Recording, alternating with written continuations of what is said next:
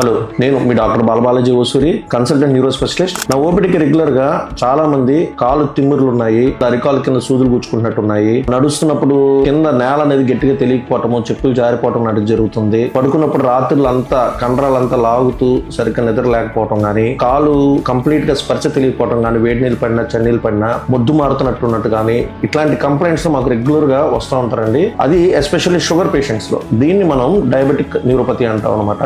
So దీనికి ఈ diabetes ఉన్న పేషెంట్స్ కి షుగర్స్ అనేవి కంట్రోల్ లేకపోవడం, అంటే ఇప్పుడు యావరేజ్ షుగర్ లెవెల్. సో ఈ షుగర్ పేషెంట్స్ కి మనం రెగ్యులర్ గా బ్లడ్ టెస్ట్ లో గ్లూకోజ్ లెవెల్స్ చూస్తాం అనమాట. దాన్ని మనం గ్లైకోలేటెడ్ హిమోగ్లోబిన్ అంటాం, HbA1c. అది less than 6 అవుతే వాళ్ళకి ఇట్లాంటి కంప్లైంట్స్ ఏమి ఉండవు. ఎవరికైతే more than 8 అని అట్లాగా షుగర్స్ కంట్రోల్ లేకపోవడం ఉన్న వాళ్ళకి ఈ కంప్లైంట్స్ తో మనకి ప్రెసెంట్ అవుతా ఉంటారు.